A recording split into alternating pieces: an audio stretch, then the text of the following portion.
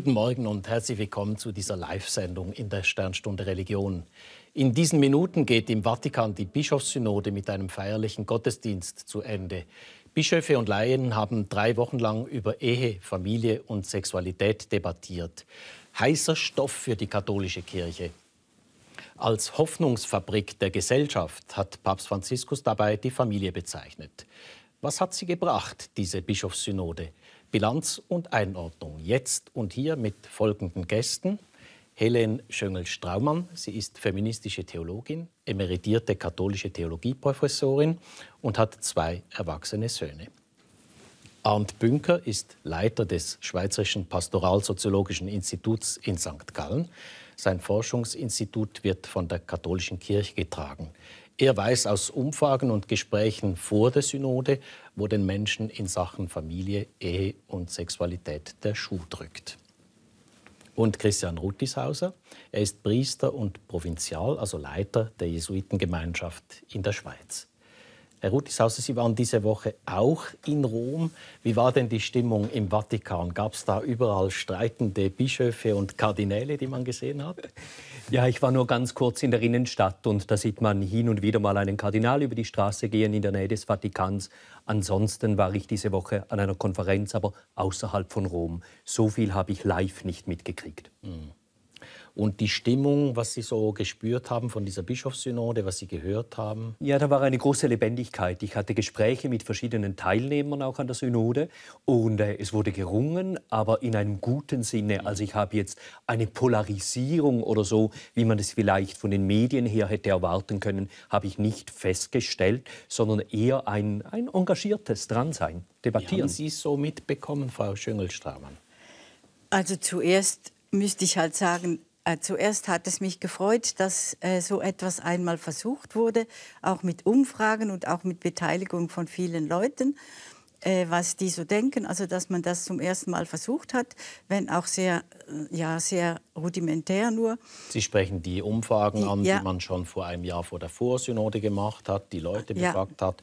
Und jetzt die Synode, wie ist so bei Ihnen angekommen? Aber was mich halt empört hat, das ist diese große Männergesellschaft, die über ein Thema diskutiert und geredet hat und noch redet, das die Frauen sehr viel stärker berührt und sehr viel stärker Frauen und Kinder sehr viel stärker betrifft. Die sind sehr viel mehr betroffen. Und ich finde das eigentlich ein Skandal, dass immer noch nur Kleriker, also zölibatäre Kleriker, über diese wirklich auch sehr intimen Dinge verhandeln und die Frauen da überhaupt nichts zu melden haben. Sie können nichts entscheiden. Jetzt läuft gerade in Rom der Abschlussgottesdienst. Das heißt, die Synode ist gestern Abend spät zu Ende gegangen. Sie hat ein Schlussdokument dann verabschiedet, diese Bischofssynode. Jetzt gerade läuft in Rom der feierliche Abschlussgottesdienst mit Papst Franziskus.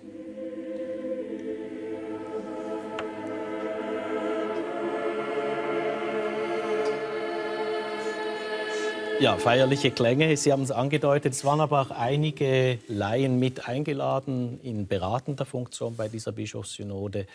Herr Bünker, wie ist bei Ihnen so diese Synode angekommen? Ich habe mich zwischenzeitlich gefühlt wie beim Fußballspiel, wo so das hin und her geht. Und ich denke, na, jetzt kommen die Stimmen aus der einen Ecke stärker zum Tragen und dann kommt der Konterangriff. Also ich habe es nicht ganz so harmonisch wahrgenommen. Es gab durchaus auch ein paar Fouls, die ich meine beobachtet zu haben. Was war so ein Foul? Zum Beispiel die Äußerungen von Kardinal Robert Sarrat über Gender. Also einem afrikanischen Kardinal? Ein afrikanischer Kardinal aus Guinea, der also eines der sicherlich umstrittensten Stichworte der Synode einfach so maßstablos mit Nationalsozialismus und islamischem Staat in eine Ecke drückt, dass es kaum noch möglich ist, wirklich sachlich zu diskutieren. Also wir hören diesen Kardinal später noch, wir hören ihn noch in einem kurzen Filmbeitrag. Diese Fraktion wurde ja dann stark angegriffen von der eher progressiven. Die deutschsprachigen Bischöfe haben ja klar gesagt, dass sie nicht einverstanden sind mit solchen deplatzierten Äußerungen. Also ich meine, beim Apostelkonzil in der Bibel hat man sich wohl noch an den Bärten gerissen. Das war jetzt wohl nicht der Fall, oder? Ja. Also ich habe diese Äußerung natürlich auch wahrgenommen, die war völlig deplatziert. Ich habe auch nachgefragt, hat es mehrere solche extreme Äußerungen gegeben, die Homosexualität als eine Bedrohung wie den Islamischen Staat ansehen oder wie den Nationalsozialismus. Und ich habe gehört, dass etwa 2, 3 solche Äußerungen drin waren. Ich meine, das sind 270 Kardinäle und Bischöfe, die diskutieren. Das ist natürlich unentschuldbar, so etwas. Also ich finde das auch einfach peinlich, wenn ich sage, ich gehöre zu dieser Kirche und ein so hoher Würdenträger hat eine solche Position. Das ist ungutierbar. Aber ich bin auch froh, dass es wenige gewesen sind. Jetzt, ich habe es erwähnt, die Synode ist gestern zu Ende gegangen, spät am Abend. Unser Korrespondent in Rom, Philipp Zahn, hat gestern den Abschluss der Synode mitverfolgt. Er hatte sich vorgenommen, vor allem zuzuhören, den Bischöfen und Kardinälen aus aller Welt in den 3 Wochen dieser Synode. Papst Franziskus hat aber auch Position bezogen für eine Kirche, die selbstkritisch sein kann, auch heute während der Morgenandacht. Wir Christen müssen bereit sein, uns zu ändern, andauernd. Franziskus verlangt von seinen Kirchenoberen, mehr Verantwortung zu übernehmen in einer Welt, die immer weniger einfache Lösungen braucht. Deshalb ist es nicht opportun, wenn der Papst sich über seine Bischöfe stellt, bei Problemen, die vor Ort auftreten, die sie besser kennen als er. Deshalb brauchen wir notwendigerweise eine gesunde Dezentralisierung in der Kirche. Di procedere in una salutare decentralizzazione. Das wünscht sich auch Bischof Lowe, der Gesandte der Schweiz in diesen Wochen im Vatikan. Er hofft, dass mit dem Schlussdokument der Synode auch viele Katholiken in der Schweiz neue Freiräume erhalten. So zum Beispiel Geschiedene und Wiederverheiratete. Ihr Bischof hätte jetzt die Möglichkeit, sie in der Kirchgemeinschaft wieder zu integrieren und sogar zum gemeinsamen Abendmahl zuzulassen. Auch beim anderen heißen Thema Homosexuelle sieht der Bischof eine Öffnung. Das Nachdenken wurde angeregt, wie wir in der pastoralen Sorge künftig dieses Thema behandeln können. Ja, wie beurteilen Sie die Aussagen von Bischof Lowe? Also mich hat vor allem das interessiert, was er zu den wiederverheirateten Geschiedenen sagt. Da frage ich mich wirklich, was eine so große Schuld oder eine so große Sünde ist, dass die härter bestraft wird als Mord oder meinetwegen, wenn Priester Kinder vergewaltigen und missbrauchen und ihnen die ganze Zukunft zerstören. Das kann alles vergeben werden, aber wenn jetzt jemand, der geschieden ist, vielleicht sogar unschuldig, ohne dass er eine Schuld auf sich geladen hat und dann wieder heiratet, dann wird er sozusagen aus der Kirche ausgeschlossen. Und es heißt ja immer, ja, die können ja noch in die Kirche gehen, die werden ja nur von der Kommunion ausgeschlossen. Aber wenn die Eucharistie das Zentrum ist von der Liturgie und vom Gottesdienst, dann sind die draußen, dann sind sie gekennzeichnet und man könnte ihnen dann ja einen Judenstern anheften. Sie sind Ja, ich finde jetzt diese Beispiele doch etwas ganz extrem geführt. Ja. Ich würde schon auch sagen, es ist eine ungerechte Behandlung, wenn eine geschieden wiederverheiratet so stark bestraft wird, in Anführungs- und Schlusszeichen. Ich denke, der Kirche geht es darum, ist Ethik und Liturgie irgendwie zusammen. Als Alttestamentlerin wissen Sie das ja. Die Propheten sagen, ich hasse eure Feste, ich hasse eure Liturgien, wenn sie nicht ethisch handeln. Und dass die Kirche versucht, Ethik und Gottesdienstfeiern zusammenzubringen, finde ich gut. Und mit Ihnen bin ich natürlich einig, es ist ein Missverhältnis in der Kritik an wiedergeschiedenen Verheirateten. Und ich würde sagen, zum Beispiel, Leute gehen das ganze Jahr nie in den Gottesdienst. So, an Weihnachten kommen sie und auf einmal wollen sie die Kommunion. Warum sagt dann die Kirche nicht beim Weihnachtsgottesdienst, jetzt hast du ein ganzes Jahr nie kommuniziert und jetzt willst du sie auf einmal? Also, dass es wirklich an verschiedenen Orten ein Nachdenken gibt und reflektieren, was ist das Verhältnis von ethischem Verhalten und nachher zur Kommunion zu gehen. Und dass das angeregt wird in einem breiteren Raum, das finde ich gut und da muss die Kirche schon neue Wege gehen. Nur damit es verständlich bleibt, Sie springen jetzt gleich auf dieses Thema. Natürlich zu Recht aufgrund der Aussagen jetzt in diesem kurzen Filmbeitrag von Bischof Lowe oder über die Situation der geschiedenen, Wiederverheirateten, die bisher in der katholischen Kirche eben nicht zur Kommunion zugelassen sind. Ich hatte gestern Abend noch spät die Gelegenheit, mit Kardinal Kurt Koch zu sprechen für ein Interview, das jetzt auch online auf unserer Kulturplattform zu lesen ist. Er hat an der Synode teilgenommen, in der deutschsprachigen Abteilung, in der Gruppe der deutschsprachigen Bischöfe und Kardinäle. Er hat mir gesagt, die Synodenväter wollten keine neue Theologie. Sie haben ganz klar gesagt, dass sie die Lehre der Kirche beibehalten, aber dass sie in der Pastoral neue Wege gehen wollen. Das höre ich auch heraus beim Votum von Bischof Lowe jetzt zu diesem heißen Thema. Sie sind da gleich angesprungen, eben die geschiedenen Wiederverheirateten. Ist das nicht doch auch ein kleiner Hoffnungsschimmer, wenn er sagt, in der Pastoral soll es da Möglichkeiten geben, dass der Beichtvater oder der Bischof entscheiden kann, es gibt die Möglichkeit? Also zunächst mal bin ich dankbar für das entschiedene Votum, weil das genau wiedergibt, was auch bei der Umfrage rausgekommen ist. Also dieses große Unverständnis der allermeisten Gläubigen in der Schweiz über den Umgang der Kirche mit wiederverheirateten Geschiedenen. Und ein großer Teil der Gläubigen würde auch zurückweisen, dass das primär eine ethische Frage ist oder ein ethisches Dilemma. Sie hatten ja diese Umfrage auch gemacht vom Pastoralsoziologischen Institut. Also da waren ja bei diesem Thema Zulassung zur Kommunion, ich glaube 90% der Leute, die mitgemacht haben, gesagt, sollte man machen. Ja. Das ist eine ganz eindeutige Wahrnehmung. Und wenn man dann die Kommentare dazu liest, ist das nicht irgendwie billig. Also es ist nicht irgendwie, ist ja egal, was war, Leute können alle kommen, wie sie wollen.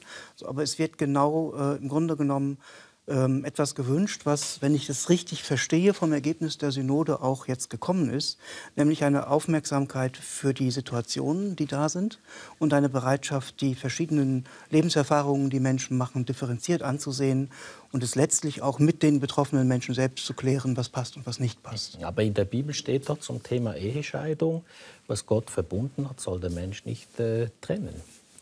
Ja, ich denke, so einfach kann man Bibelsätze nicht einfach zitieren. Wir haben diesen Sommer in der Schweiz schon erlebt, wenn ein Bischof einfach einen Bibelvers hinausnimmt und dann sagen, da steht da, die Kirche... Sie sprechen Bischof Vitus Huon da mit so dem Thema der Umgang der Kirche mit den homosexuellen Menschen. Aber gleichwohl, ich meine jetzt vielleicht eher konservative Menschen oder die sagen, mir ist die Bibel wichtig, die sagen, das steht doch da drin. Aber das hat gerade der Papst in der Schlussansprache noch einmal gesagt. Es geht nicht darum, den Buchstaben zu wahren, sondern wirklich den Geist des Evangeliums. Und er will wirklich eine Reform. Das Evangelium ist ja kein Gesetzestext. Das Evangelium ist ja eine Einladung, sind Geschichten. Und da sieht man, dass das Evangelium einen Jesus präsentiert, der den Menschen immer wieder den Neuanfang ermöglicht. Und ich denke, und da würde ich natürlich eindeutig sagen, die Kirche muss ihre Pastoral ändern.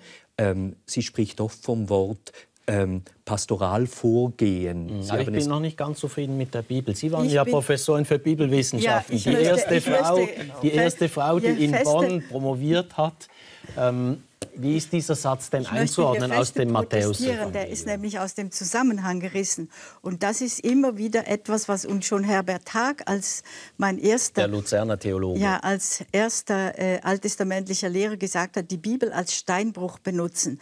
Wenn man den Kontext ansieht, ist das ein ganz anderer. Da kommen nämlich die Pharisäer zu Jesus und wollen ihn auf die Probe stellen und sagen, darf ein Mann seine Frau aus jedem Grund entlassen? Es war damals nur dem Mann möglich, für die Frau einen Scheidebrief auszustellen. Die Frau hatte nichts zu sagen, die konnte sich nicht scheiden lassen.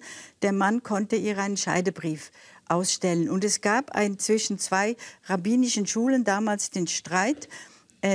Muss es eine sehr schwerwiegende Sache sein, wenn er ihr so einen Scheidebrief ausstellt, oder genügt auch schon eine angebrannte Suppe?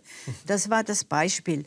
Und dann hat Jesus eben gesagt, weder noch, sondern er soll sie überhaupt nicht entlassen. Das heißt, er nimmt in diesem Moment die Frau in Schutz.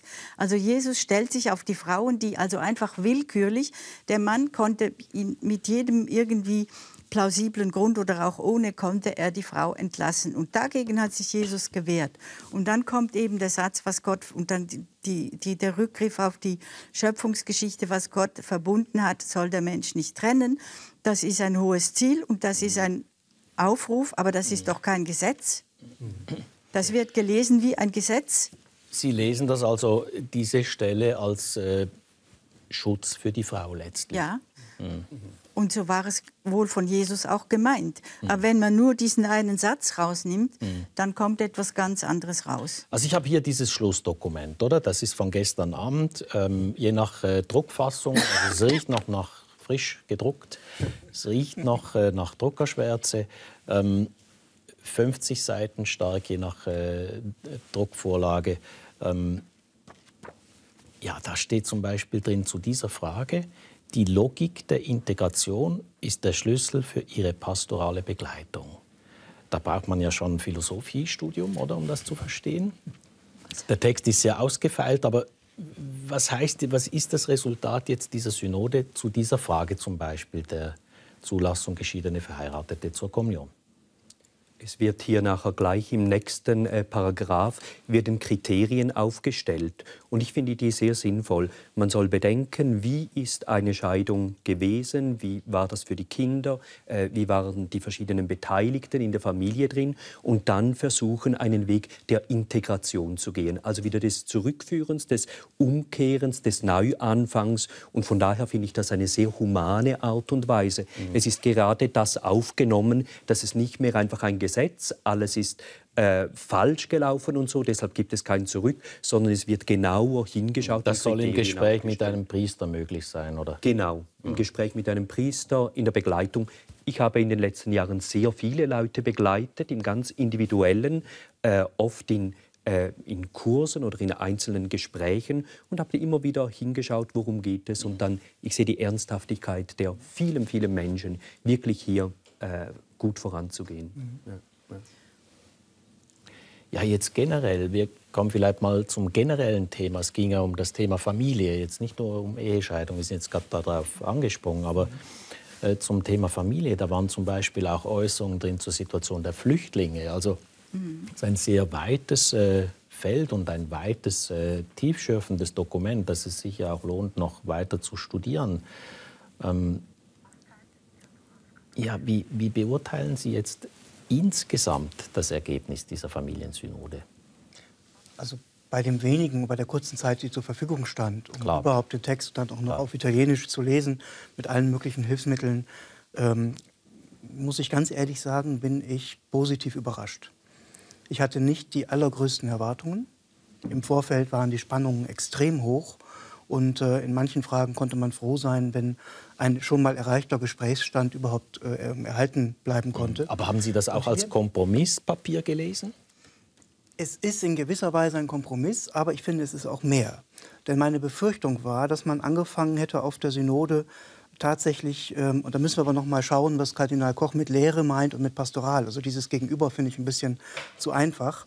Aber ich hatte ein bisschen die Befürchtung, man fängt unter Umständen an, um allen entgegenzukommen, ein bisschen an der Lehre herumzuschleifen und herumzusägen. Und dann wäre man automatisch in so einer Salamitaktik-Situation. Da müsste man mit jeder neuen Wirklichkeitserfahrung der Gläubigen sagen, jetzt müssen wir hier wieder ein bisschen abschleifen und da ein bisschen neu machen. Dann wäre die Kirche sozusagen auf Defensive gepolt für die nächsten Jahrzehnte und Jahrhunderte. Und ich finde eigentlich diesen Schritt der Synode sehr positiv, dass sie sagt, wir zerren die Lehren, wir machen sie nicht enger, sondern wir halten an den großen Linien fest und signalisieren deutlich, dass die Ausführungsbestimmungen, dass wir die anpassen müssen, kulturell, situativ, also an die Situation der was Sie aus der Menschen. Praxis erläutert haben. Ja, ich hab nicht sehr viel erwartet, weil für die Frauen ist nicht sehr viel drin. Sie kommen zwar im Schluss, habe ich gesehen, doch noch an einigen Stellen explizit vor. Und zwar hat mich ein Satz besonders interessiert, wo es hieß, Frauen wären ja jetzt auch schon in der Priesterausbildung und in der Lehre an einigen Stellen vorhanden. Und das ist ja eigentlich ein Lichtblick, weil die über 20 Frauen, die inzwischen im deutschen Sprachraum einen Lehrstuhl für Theologie haben und auch Priester ausbilden, die werden sicher auch die Dinge ein bisschen beeinflussen, aber das braucht natürlich noch 50 Jahre. Also insofern, ich bin insgesamt etwas enttäuscht gewesen, auch über die Fülle und vor allem über die Sprache. Also ich kann diese Sprache einfach nicht mehr ertragen. Ist sie etwas positiver geworden? Es wurde ja gesagt, ich habe nur den alten Text, also den ersten als Vorlage, ja. Der wäre sehr negativ. Hat sich da was verändert? Sätze gelesen. Positiver geworden, der Text. Es wird die Schwierigkeit der Familiensituation dargestellt. Ich habe auch darüber gestaunt, wie detailliert Familie wahrgenommen wird in den verschiedenen kulturellen Kontexten, auch in Kulturen. Also das sind ökologische Fragen, Migration, sexueller Missbrauch, Kinderarbeit, die Perspektive der Großeltern, die Perspektive der Jugendlichen. Man sieht, da ist ein ganzes, breites Wahrnehmen der Familie. Das hat mich sehr positiv überrascht. In der Geschichte der Familie ist ja ein Thema der Schutz der Kinder. Das hat sich aber weit entwickelt. Heute haben wir moderne Formen wie Patchwork-Familien oder wir haben die ganzen Fragen der Möglichkeiten der Fortpflanzungsmedizin. Ist da was drin? Haben Sie da was gesehen? Ich habe es nicht so genau studiert. Also einmal war das erwähnt, zuerst kam Geburtenregelung, dann kam Abtreibung, dann kam noch etwas zur Fortpflanzungsmedizin. Aber ganz kurz nur. Was für mich klar geworden ist, es geht sicher nicht um die bürgerliche Kleinfamilie Westeuropas. Das ist wirklich nicht im Blick, sondern etwas viel Breiteres. Und wenn ich Kardinal Schönborn gestern noch einmal gehört habe bei der Präsentation, dann sagt er, es geht Familie, das ist Mann und Frau, Kinder, Unterscheidung zwischen Ehe und Familie macht er auch. Und dann sagt er, auch Patchwork-Familien sind damit, er nimmt das Wort, auch Patchwork-Familien sind damit gemeint. Also von daher ist schon eine breite Perspektive da. Ja, also was mir da gefällt, das ist das Wort, was eben auch der Papst gebraucht hat, dieses Wort Dezentralisierung. Also dass wir ja nicht nur für uns hier in Westeuropa, sondern dass die katholische Kirche ja für die ganze Welt sprechen will. Und da sind ja die Unterschiede enorm. Und eben auch die Familienstrukturen. Und wenn man in die Bibel schaut, da hat sich in den 1000 Jahren des Alten Testaments die Familie ja ständig gewandelt. Da gab es eigentlich alles, was wir heute haben. Das fand ich auch sehr wertvoll beim Zwischenbericht der deutschsprachigen Gruppe, der Kardinäle und Bischöfe, die Deutsch diskutiert haben, dass sie auch gezeigt haben, auch die Ehelehre der Kirche hat sich entwickelt. Es ist nicht einfach durch alle 2000 Jahre gleich gewesen. Und so gestehen sie auch zu, den einzelnen Menschen und Familien, dass es eben eine Entwicklung braucht. Und dieser biografische Ansatz, der geht durch das ganze Dokument hindurch. Aber dieses Dokument sagt auch, die Lehre bleibt. Ja, die Lehre bleibt ich würde so sagen, auf der einen Seite, glaube ich, hat die Kirche den Auftrag, auch Ideale zu verkünden. Und diese Ideale, an denen reiben wir uns, glaube ich, auch alle. Wichtig ist einfach, dass die nicht zu Gesetzen werden und dass Ideale nicht erschlagen, sondern dass es einen Entwicklungsraum auf sie hin gibt. Dann sind es auf der einen Seite Orientierung und auf der anderen Seite wird es lebbar. So, eben diese deutschsprachigen Bischöfe haben gesagt in ihrem Zwischenbericht, es soll wirklich vor allem der Einzelfall geprüft werden, angeschaut werden, gewürdigt werden und nicht nur alle über einen Kamm geschert werden. Ja, genau. Sie haben auch ein Bekenntnis abgelegt, dass Sie um Verzeihung bitten, all jene, die durch diese katholische Sexualmoral verletzt wurden. Diese Passage habe ich nicht mehr gefunden. Ja, das ist wirklich die stärkste Passage, die ich von der ganzen Synode gesehen habe. Entschuldigung gegenüber dem Urteil, gegenüber dem Konkubinat, gegenüber unehelichem Empfang, gegenüber Homosexuellen. Wirklich diese Entschuldigung der Bischöfe, und die ist leider nicht mehr aufgenommen worden. Aber das fand ich, also ich bin zufrieden mit den Vertretern unserer Kultur, wie sie im Augenblick da wurden die untergebuttert, oder? Ich glaube nicht. Also ich habe das auch sehr geschätzt, dieses Schuldbekenntnis. Aber das ist natürlich ein Stilbruch, weil eigentlich erwartet der Synodenprozess aus der Kleingruppenarbeit Beratungsimpulse für den Schlusstext an den Papst. Und Beratungsimpulse sind Meinungen, die kann man auch wieder ändern. Hinter ein Schuldbekenntnis kann man nicht mehr zurückgehen. Und das ist, denke ich, wirklich eine großartige Leistung und vor allem ein Signal an die Christen im deutschsprachigen Raum, dass da sich etwas verändert hat und dass die Bischöfe gemerkt haben, dass die Sprache verletzend war, dass die Regel, die Strenge der Normeinhaltung, dass das vielen Menschen schweres Leiden zugefügt hat. Zumal gerade in dieser Gruppe, Verzeihung. Ja, das ist, denke ich, wirklich ein großer Gewinn, dass das von der ganzen Synode nicht übernommen wurde. kann ich aus 2 Gründen nachvollziehen. Zum einen, weil vermutlich da tatsächlich kein Konsens drin ist. Also da sind, glaube ich, andere, also da hätte man noch mal wirklich ein eigenes großes Thema aufgemacht. Und zum anderen, weil, glaube ich, doch gegen Ende der Synode sehr deutlich wurde, dass die Synodenväter sagen, wir machen wirklich nur ein Beratungspapier für den Papst. Und da wäre ein Bekenntnis schon zu viel. Ja, vielleicht holt das der Papst ja nach.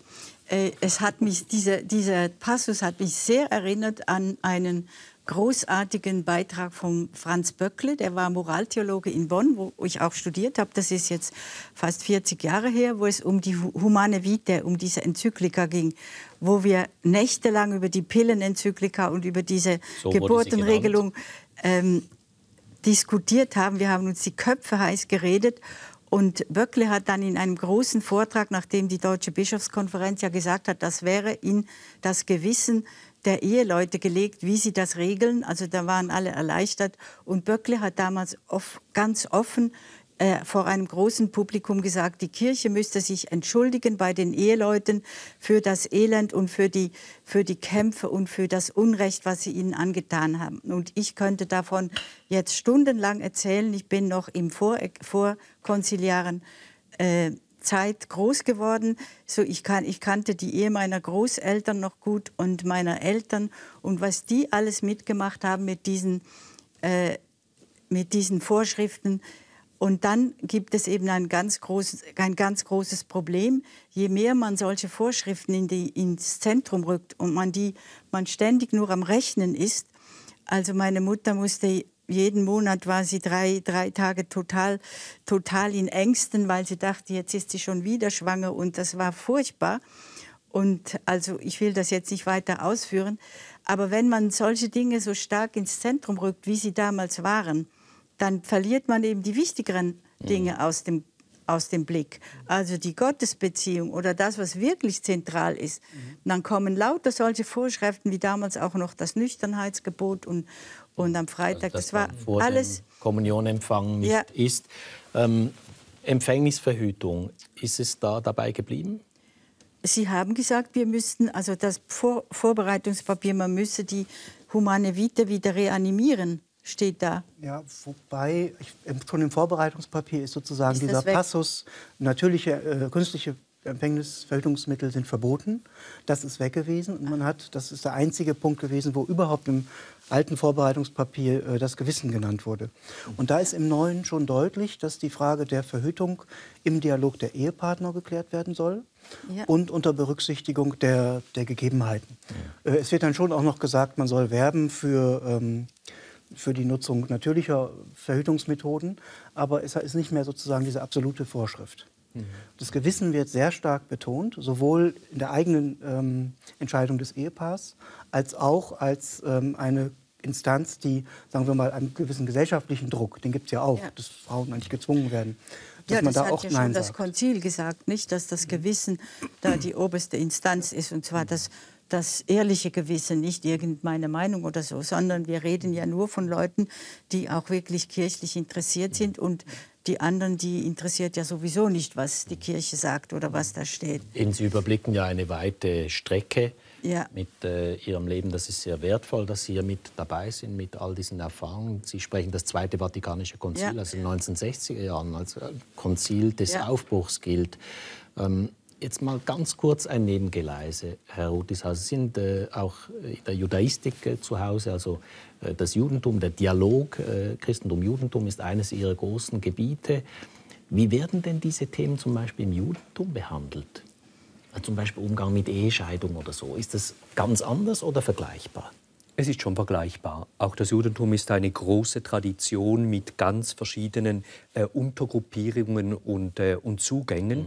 Und da gibt es auch heftigste Debatten natürlich, um das überhaupt zu lösen. Es gibt etwas andere Akzentsetzungen in der jüdischen Beziehungsethik oder so. Ganz stark Fortpflanzung ist auch an erster Stelle. Aber natürlich Homosexualität ist genauso ein Thema, das eigentlich ein No-Go ist. Und von daher gibt es dann Prioritäten und Dinge, die ähnlich sind. Ja. Aber auch verschiedene Traditionen, so wie wir bei uns die orthodoxen Kirchen, die zum Teil dann eben hier offenere Zugänge haben für die Wiederheirat oder von geschiedenen Menschen oder die Möglichkeit einer zweiten Heirat. Ja, da habe ich mich auch gefragt, warum man nicht mehr von der orthodoxen Tradition lernt, wo die ja auch sehr alt ist und wo die ja uns sehr am nächsten verwandt ist. Also warum man da nicht von ihnen lernen kann. Sie sprechen die Homosexualität an, das ist das zweite heiße Eisen an der Synode, der Umgang mit den Homosexuellen. Die Sendung Rundschau hat diese Woche dazu recherchiert. Der gekürzte Beitrag jetzt beginnt mit einer umstrittenen Aussage des konservativen Kurienkardinals Robert Sarra. Ein Mann ist nichts ohne eine Frau und eine Frau ist nichts ohne einen Mann. Homosexuelle Tendenzen sind eine Abkehr vom Leben. Ausgerechnet einen Tag vor Beginn der Synode gesteht der ranghohe Kleriker Christoph Charamsa, er liebe einen Mann. Das löst ein Erdbeben im Vatikan aus. Erstmals in der Geschichte der katholischen Kirche räumt ein Mitglied des inneren Vatikanzirkels ein, schwul zu sein. An die Person, die ich liebe. An meinen Eduardo. Ohne ihn, komm her, wüsste ich nicht, wie ich meine Angst in die Kraft der Liebe verwandeln könnte. Io non saprei come trasformare la mia paura nella forza dell'amore. E lo dico come. Und das sage ich als katholischer Priester, verliebt in einen Mann. Di un uomo.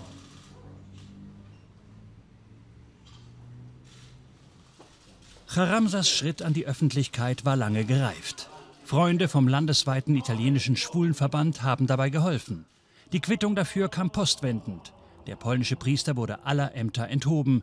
Er ist abgetaucht und lebt nun mit seinem Freund in Spanien.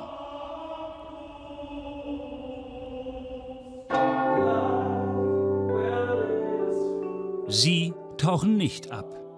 Sie zeigen sich in der Öffentlichkeit ganz selbstbewusst. André Glor und sein Freund Hans-Peter Portmann. Glor ist Sänger, Portmann Bankdirektor. Zwei erfolgreiche, selbstbewusste Männer. Vor 11 Jahren haben sie geheiratet. Müssen es die beiden hinnehmen, dass die Kirche sie verurteilt? Dass Portmann aus Sicht des Vatikans in Sünde lebt, beleidigt ihn. Portmann ist FDP-Nationalrat und Oberst in der Armee. Er steht für konservative Werte. Ein Leben ohne Kirche, schwer vorstellbar. Man kann austreten, man muss nicht mehr alles mitmachen, aber ich finde, man muss zum Teil immer noch ein bisschen den Stachel im Fleisch bleiben und muss aufzeigen, mit mir könnt ihr nicht mundtot machen, mit mir müsst ihr weiterrechnen. Ich bin ein Teil von dieser Botschaft, die ihr eigentlich vermittelt habt. Portmann war als junger Mann Leiter in der katholischen Jugendarbeit und wohnte bei einem Pfarrer. Ein Katholik durch und durch. Hier in der reich geschmückten Botschaft des Vatikans in Bern offenbarte er seine seelischen Nöte in einem ausführlichen Gespräch mit dem Nuntius. Am Schluss drückte Portmann diesem einen Brief in die Hand, einen sehr persönlichen Brief an den Papst. Der Brief drückt das Hadern aus und hat auch irgendwo in mir eine Komponente, die eine traurige Stimmung ist. Die Komponente, dass ich sehr wahrscheinlich in meinem Leben in diesem Bezug nie mehr den Frieden wird finden mit dieser Institution. Letzten Monat bekam er einen Brief aus dem Vatikan, gerade rechtzeitig zum Beginn der Familiensynode in Rom. Der Politiker hoffte auf wärmende Worte, nicht nur für ihn, sondern für alle Schwulen, die katholisch sind und darauf warten, endlich von der Kirchenführung respektiert zu werden. Der Heilige Vater dankt für das Zeichen dieser Verbundenheit. Er sagt aber gleichzeitig, dass homosexuelle Handlungen nicht in Ordnung sind. Er sagt auch klar, dass sie gegen das natürliche Gesetz verstoßen dürfen. Ja, Hans-Peter Portmann hat sich da mehr erhofft, ist enttäuscht. Was sagt jetzt die Synode zum Thema Homosexualität? Das Schlussdokument sagt fast gar nichts. Es gibt nur einen Absatz von 94, in dem über Homosexualität geschrieben wird. Da gibt es einen positiven Teil drin, dass die Synode sich durchringen konnte, Menschen in homosexuellen Familien, also Kinder, dass man da deutlich sagt, die sollen anerkannt werden, die sollen angenommen werden, die sollen ihren Platz haben, nicht verstoßen werden. Das ist vielleicht für unseren europäischen Hintergrund nicht genug, aber wer die Vorsynode beobachtet hat, die Gespräche zwischendrin, hat gemerkt, dass der Umgang mit Homosexualität in vielen anderen Ländern und Kontinenten teilweise so erschreckend ist, dass das schon ein Schritt nach vorne ist. Also das kann man sich aus unserer mitteleuropäischen Perspektive so nicht denken. Es gibt aber auch dann gleichzeitig die ganz klare Ablehnung jeder homosexuellen Beziehung im Sinne eines Vergleiches oder einer Analogie zur Ehe. Also Sie sprechen die Vorsynode auch an, die eben ein Jahr jetzt vor dieser Synode zur Vorbereitung stattgefunden hat. Dort hat in der Schlussabstimmung ja der Umgang, also eine Öffnung im Umgang mit den homosexuellen Menschen, die Zweidrittelsmehrheit nicht gehabt. Und jetzt diesmal aber der Paragraph, den Sie jetzt erläutert haben, der ist durchgekommen. Ja. Jetzt müssen wir mal noch was erklären. Homosexualität verstößt gegen das natürliche Gesetz. Was heißt das? Ja, ich muss sagen, hier bin ich am meisten enttäuscht von der Gesamtsynode.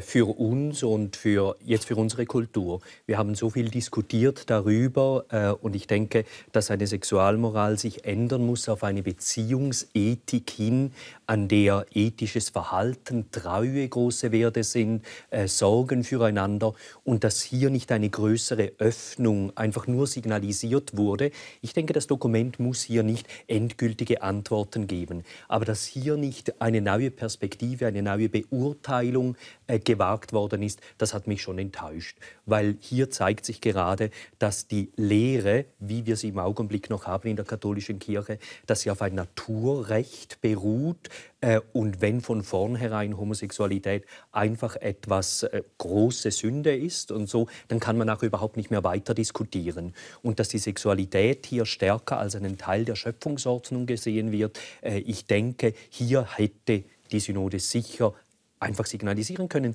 bleiben wir im Gespräch. Und das hat mich enttäuscht.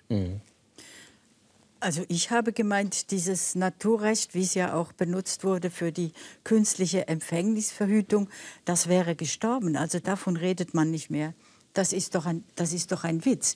Wir sind ja ständig, wir sind ja ständig künstlich. Wir sitzen hier bei künstlichem Licht, machen eine Aufnahme, wir begradigen Flüsse, wir leben ständig, wir machen Lawinenverbauungen, lassen nicht die Lawinen natürlich einfach runterkommen, bis sie das Haus Sie möchten sagen, wir sind Kulturmenschen und nicht einfach nur dieses Naturrecht ist einfach ein Witz, würde ich sagen. Und was mich hier interessiert, ist, dass offenbar die vielen Studien und auch die psychologischen Dinge, die man heute weiß über Sexualität und alles das, was heute eine Rolle spielt, dass das alles früheren Zeiten ja nicht bekannt war. Und frühere Zeiten hatten auch viel größeres Interesse an der Vermehrung, wenn die Länder immer kurz vor dem Schrumpfen standen. Also das war ja früher mit dieser großen Kindersterblichkeit und so weiter. Da musste man das besonders betonen, dass eben die Frauen möglichst viele Kinder bekommen. Das müssen wir heute nicht, im Gegenteil. Aber Sie haben mir mit dem Naturrecht noch nicht geholfen. Heißt denn Naturrecht, dass eben die Verbindung von Mann und Frau die einzig legitime Verbindung ist? Oder was heißt Naturrecht? Ich muss gestehen, dass ich mir das Naturrecht auch nicht mehr erklären kann. Ich kann nur ableiten aus den Texten, die da sind, dass man immer noch ausgeht von so einer Vorstellung der Komplementarität des Mannes und der Frau. Der Robert Serra hat es ja gesagt, ein Mann ohne Frau ist gar nichts. Ich weiß gar nicht, wie der es im Zölibat aushält. War mein erster Gedanke, als ich das gehört habe. Also, und das finde ich ja, ich bin ein Fan des Zölibats, weil der Zölibat genau diese vermeintlich natürlichen Zuordnungen durchbricht und sagt, nee, jeder Mensch zählt. Und jeder Mensch zählt alleine vor Gott. Das finde ich immer noch eine großartige Sache. Inwiefern Fan des Zölibats? Also als eine Möglichkeit? Also ich bin nicht für den Pflichtzölibat, aber dass zölibatär gelebt wird und dass die Kirche diese Form eben nicht komplementär Mann und Frau zusammenzuleben. Wie Sie als Priester tun. Genau, wie wir es als Priester und Ordensmänner, Nonnen und so, wie das gelebt wird. Die katholische Kirche hat immer mehrere Möglichkeiten nebeneinander gehabt und alles über einen Leist zu schlagen, auch in diesem Punkt wieder und zu sagen, die Natur ist so, dass nur Mann und Frau zusammen, ich denke, das ist einfach zu einfach gedacht. Es ist komplexer, es gibt verschiedene Formen. Im Vorfeld der Synagoge war Synagoge, jetzt sage ich, weil wir aufs Judentum gesprochen haben. Synode. Im Vorfeld der Synode war ja auch noch einmal der ganze Streit um den Begriff von Gender, der ganz stark war. Ich bin froh, dass der nicht so stark jetzt im Dokument drin ist. Das, was wir gehört haben damals über Gender-Ideologie, Gender-Mainstreaming und all die Dinge, ich hatte den Eindruck, das ist eine so verfahrene Polemik und da müsste man zuerst einmal hinhören, was ist überhaupt mit dem Begriff Gender gemeint. Das ist viel differenzierter und da würde ich schon auch sagen, wir sind kulturell geprägte Wesen und gerade Gläubige sollten verstehen, am Anfang ist das Wort, am Anfang ist Sprache, am Anfang ist Kultur und das formt uns ins Tiefste hinein. Das heißt nicht, dass Biologie einfach übersprungen werden kann oder keinen Wert hat, aber das ist immer auch geformt und von daher bin ich froh, dass man nicht in diese Polemik hineingeraten ist zum Thema Gender. Ja, das wäre noch schöner gewesen. Ja, da wären Sie dann wirklich aufgesprungen. Wobei, da ist der Text nicht so eindeutig. Entschuldigung, wenn ich das gerade sagen darf. Es gibt zwei Stellen jetzt im Text, wo Gender vorkommt. Und einmal wird Gender sehr negativ beschrieben. Da kommt eigentlich das ganze Negative, die sogenannte Gender-Ideologie, wo man dann tatsächlich fragen muss, was soll das eigentlich sein? Und wer vertritt überhaupt so eine Ideologie? Ich glaube, ich kenne mich relativ gut aus und kann sagen, ich wüsste niemanden, der Gender im Sinne einer solchen Ideologie vertritt. Und dann gibt es aber einen zweiten Teil in dem Synodenpapier, wo dann ganz entspannt eigentlich mit dieser Unterscheidung zwischen Sex und Gender, zwischen biologischem Geschlecht und geschlechtlicher Rolle umgegangen wird. Ja, ich habe dieses Dokument auch wirklich vielstimmig gelesen. Jetzt mal ganz kurz. Homosexuelle Partnerschaften können nicht als Ehe betrachtet werden, oder so steht es drin hier. Die Umfrage, die ich schon angedeutet habe, von der wir schon gesprochen haben, vor etwas mehr als einem Jahr in der Schweiz, wo ich glaube 25.000 Menschen sich beteiligt haben, da war ja der Konsens, wenn wir sagen, Zulassung zur Kommunion geschiedene Wiederverheiratete 90%, ich glaube mit 60% die Ehe für homosexuelle Menschen dann bedeutend tiefer. Nicht die Ehe, die Anerkennung homosexueller Partnerschaften in der Anerkennung, Kirche und ihre Segnung. Ja. Also Ehe, das war ganz klar. Da ist das Verhältnis nochmal anders. Aber da bröckelt der Konsens. Da haben wir eine richtige Polarität. Also wir haben sonst eigentlich immer so einen Konsens in allen Umfragen gehabt, aber hier haben wir eine Polarität. Wir haben schon eine Mehrheit, die eher für die Anerkennung homosexueller Partnerschaften ist, aber wir haben eine sehr entschiedene Minderheit. Und da sind die Positionen entschieden dafür, entschieden dagegen am stärksten ausgeprägt. Das zeigt ja auch die Diskussion auf weltkirchlicher Ebene. Das hat die Synode ja also wohl auch gesagt.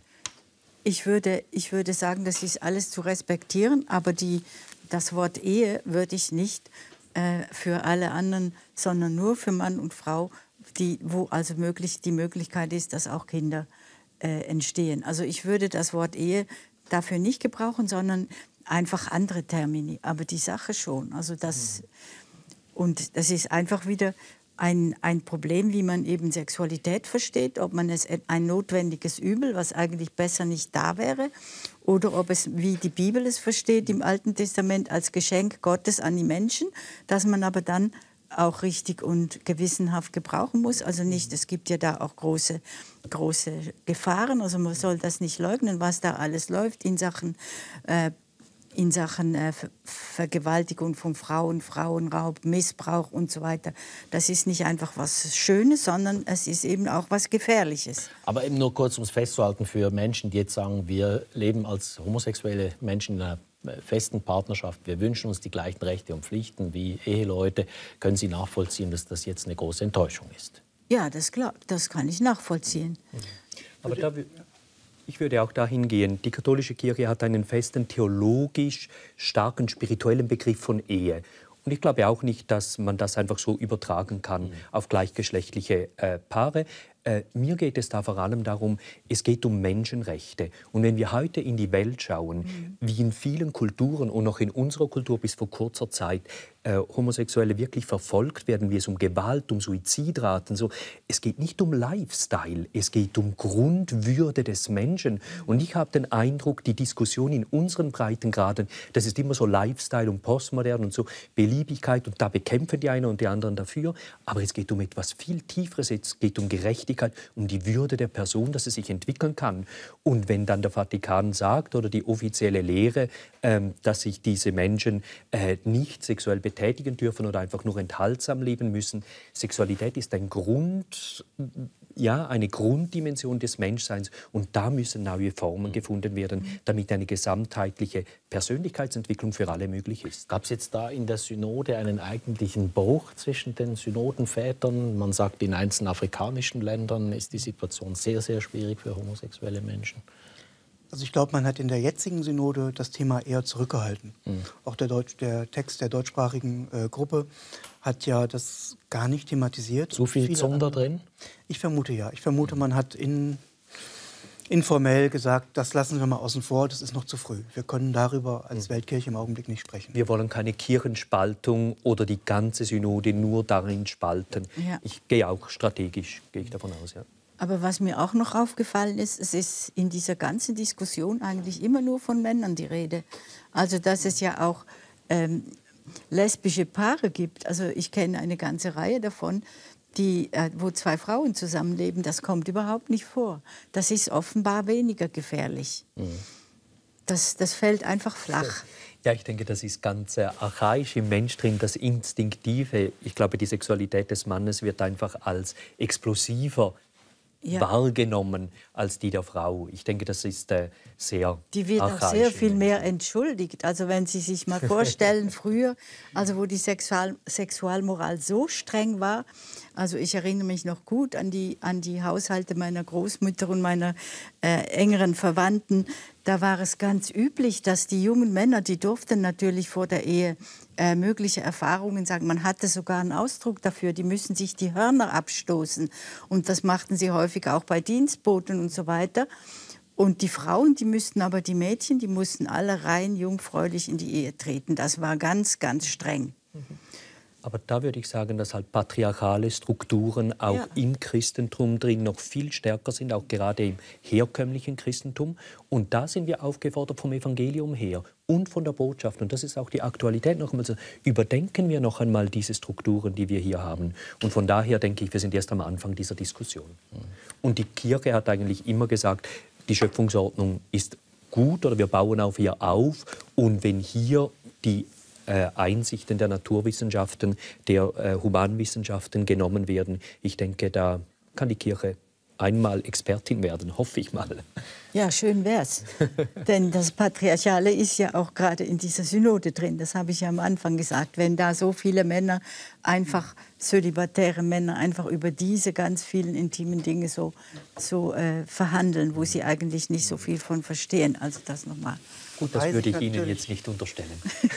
Wobei sich natürlich wirklich was verändert hat, wenn man die Synoden vorher vergleicht. Und was ich sehr gut fand, war am Ende der Synode, dass der Papst in seiner Ansprache deutlich gemacht hat, der synodale Weg der Kirche geht weiter.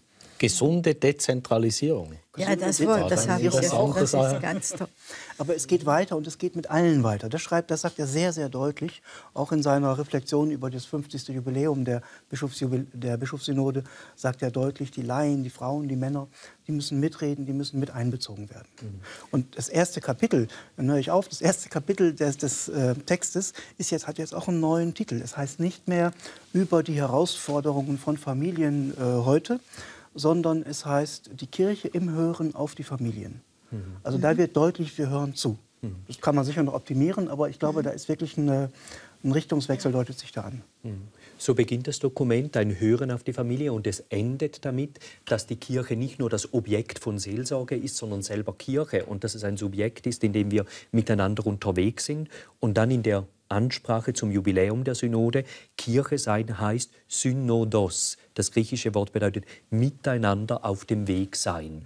Und von daher muss ich sagen, ist es für mich auch ein tolles Erlebnis. Also welche Großkirche, welche weltweite Institution hat ein solches Gefäß, ringt miteinander, ist unterwegs, versucht über Ethik sich und Sexualität Gedanken zu machen. Also von daher, ich bin stolz, katholisch zu sein nach dieser Synode.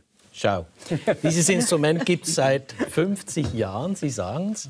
Warum eigentlich so viel Aufmerksamkeit jetzt diesmal? Ich meine, man hat früher wohl kaum von Synoden, von Bischofssynoden so öffentlich. Ja, die ersten Bischofssynoden nach dem Konzil, als man es erfunden hatte, da ging es noch ziemlich wild zu, fast wie bei der jetzigen. Ja. Da wurde gerungen, plötzlich war die Tür offen und plötzlich kamen die ganzen, ich sag mal vorher unterdrückten Stimmen aus Lateinamerika, Afrika, Asien, die machten auch Krawall. Und das hat man dann relativ bald reguliert und hat eine relativ langweilige, gemäßigte Synodenkultur etabliert. Und mit Papst Franziskus, der hat die Tür wieder kräftig aufgemacht. Also die Umfragen, wir hatten in der Schweiz 25.000 Menschen in der ersten Umfrage, die mitgemacht haben, 6.000 in der zweiten. So viele haben sonst zusammengenommen gar nicht gemerkt, dass es eine Synode gibt. Eben, das war meine Bemerkung von vorhin. Ja, ich denke, beide Punkte, der Inhalt natürlich, Thema Familie, Sexualität, das geht alle an, deshalb diese große. Und dann das Zweite schon, einfach dieser neue Stil wieder darauf. Ja, es ist wirklich eine Fortführung des Konzils durch die Bischofssynoden und es gibt dieser neue Aufschwung wieder. Hat sich Papst Franziskus, ich meine, er ist ein Jesuit, Sie sind ein Jesuit, hat er sich da ein Ei gelegt mit dieser Publizistik, dass er gesagt hat, wir machen das gleich öffentlich, alle Dokumente werden veröffentlicht, das ist ein neuer Stil, wir machen gleich noch eine Umfrage, wir laden die Leute ein, sollen was sagen. Die Erwartung ist schon sehr hoch. Ja, das schon, aber er hat sich kein Ei gelegt, sondern hat gesagt, ich nehme euch ernst, ihr seid alle Kirche mit mir zusammen, mit den Bischöfen und Kardinälen zusammen. Und jetzt versuchen wir, er hat mehrere Male die Worte gebraucht, auch im Text wieder, Unterscheidung der Geister. Wir hören auf den Heiligen Geist. Wohin führt er? Es ist kein Parlament, es ist nicht ein Debattierclub, hat er einmal gesagt, sondern es ist wirklich ein Ort, wo wir als Getaufte und alle Inspirierte versuchen, auf den Heiligen Geist zu hören, wo gehen wir miteinander hin. Und das bricht auf, jedes konservativ, progressiv, rechts, links, sondern miteinander auf den Weg zu gehen. Also all die Menschen, die warten und sagen, jetzt muss er sich dann mal entscheiden, in welche Richtung der Laden gehen soll, die enttäuschen Sie jetzt und sagen, er wird der Vermittler bleiben. Das würde ich nicht so sehen, sondern ich würde sagen, er sagt, das ist das Synodendokument, das ist das Lehramt, das sind die theologischen Stimmen. Macht euch ein eigenes Urteil. Wenn wir immer erwarten, der Papst muss sagen, wohin es geht, bleiben wir in einer infantilen Haltung drin. Er sagt, ihr seid erwachsen, ich muss euch nicht einfach sagen, was ihr tut. Und von daher nimmt mich die Synode ernst als Mensch, der mitdenkt. Von daher bin ich gar nicht so unglücklich, dass es nicht so konkrete Resultate sind. Also vor uns liegt ganz viel Arbeit. Weil das jetzt heißt, wir müssen jetzt in der Kirche in der Schweiz Lösungen finden, wir müssen Wege finden, wir müssen die Ergebnisse kommunizieren, die manche auch irritieren werden. Plötzlich sind wir selber gefordert, nachdem man jahrzehntelang seit 68, seit Humanae Vitae eigentlich vorgeschrieben hatte, bis ins kleinste Detail, wie man zu leben hat. Ja, wenn man diese Barmherzigkeit, die er ja ständig betont, ernst nimmt und wenn man das Beispiel Jesu nimmt, und wie er sich gerade auch verhalten hat in Zweifelsfällen, dann muss man ja sagen, Jesus hat immer nur nach der Not der Menschen gefragt, aber nie nach ihrer Schuld.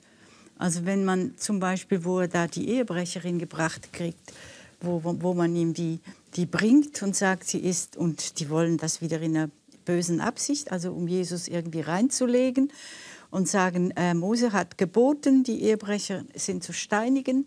Und sie bringen diese Frau an und er sagt erst nichts, macht einen Kreis und sagt erst nichts. Und es hieß ja, sie wäre in Flagranti ertappt worden, aber ich habe mich immer gefragt, wo der Mann geblieben ist.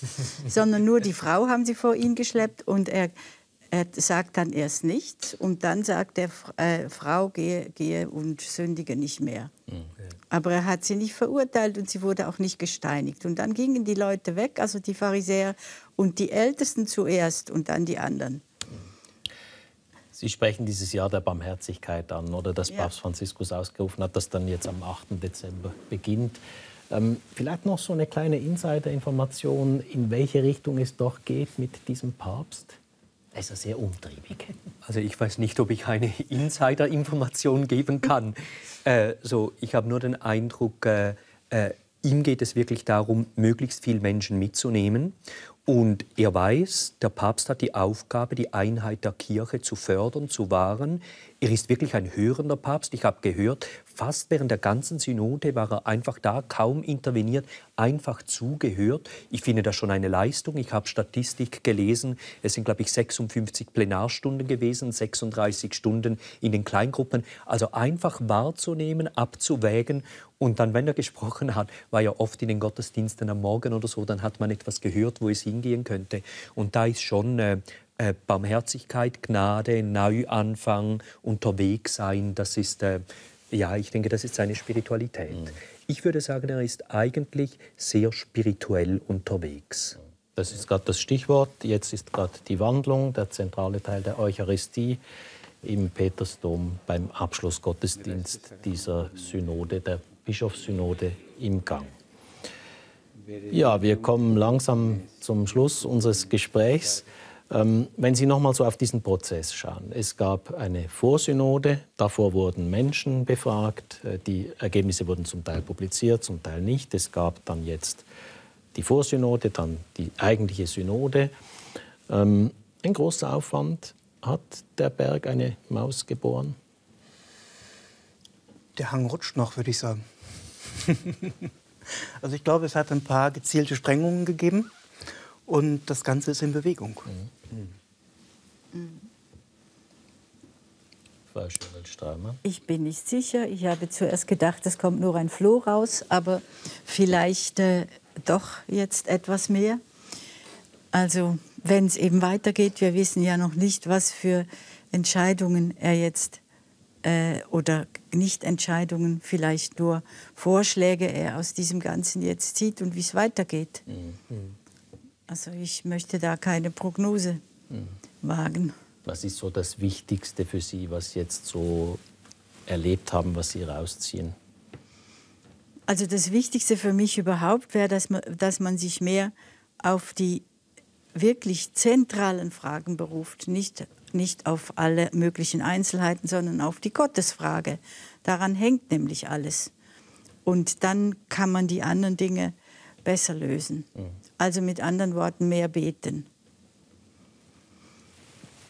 Ich würde auch sagen, wir sind mittendrin. Das ist ein Papier jetzt wieder an den Papst. Man sieht dann, ich hoffe, es geht nicht so lange wie bei Familiaris Consortio, also die Bischofssynode zur Familie 1981. Da ging es 3 Jahre, bis das Schlussdokument, dann kam erst 84. Und ich hoffe einfach, dass es rascher kommt, das Schlussdokument vom Papst her, und dann wirklich miteinander unterwegs, on the road. Jetzt war ja das Papier dann gestern gleich nach der Abstimmung da. Es wurde auch gleich veröffentlicht. Erste Übersetzungen einzelner Textteile kursieren ja bereits. Jetzt, wir haben es angesprochen, die Synode ist auch ein Korrektiv, sage ich mal, der Macht des Papstes. Also im Sinn des Zweiten Vatikanischen Konzils, das klar sagt, mehr Macht in die einzelnen Regionen, mehr Macht zu den Bischöfen. Ist das gelungen diesmal? Ich würde gerade das Gegenteil behaupten. Ich glaube, die letzten Jahrzehnte haben gezeigt, dass der Papst an Durchsetzungsmacht verloren hat. Also der konnte alles Mögliche verlangen, aber wir haben seit Humanae Vitae gemerkt, das funktioniert eben nicht. Also diese Top-Down-Politik, die funktioniert vielleicht noch rechtlich im Kirchenrecht, aber nicht mehr im Leben der Menschen. Und mit der Synode holt sich der Papst eigentlich eine Autorität zurück, die das Papstamt eigentlich verloren hatte. Niemand schaut so viel auf den Papst. Das ist lange her, dass man so viel Aufmerksamkeit für den Papst hat. Die Synodalen wissen vor lauter Selbstverantwortung gar nicht, dann mit der Verantwortung umzugehen und sagen, lieber Papst, mach du das. Wir sind wirklich nur ein Beratungsgremium. Also von daher würde ich sagen, dadurch, dass der Papst das ganze Volk Gottes mitnimmt, wird seine Rolle stärker im Augenblick. Das haben Sie ja vorhin auch schon angedeutet. Genau. Ja, deswegen hat mir das Wort Dezentralisierung so gefallen. Das hat Ihnen gut gefallen. Ja, das hat mir gut gefallen. Das war auch wichtig. Ja, Dezentralisierung, damit wollen wir auch dieses Gespräch schließen. Ich bedanke mich ganz herzlich, Frau Schönweldt-Straumann, Herr Rutishaus und Herr Bünker, bei Ihnen für dieses Gespräch. Das erwähnte Exklusivinterview mit dem Schweizer Kardinal Kurt Koch finden Sie jetzt auf SRF Kultur online. Ich bin mal gespannt, wie Papst Franziskus die Empfehlungen der Bischofssynode umsetzt. Hier geht es jetzt gleich weiter mit der Sternstunde Philosophie. Ihnen einen schönen Sonntag.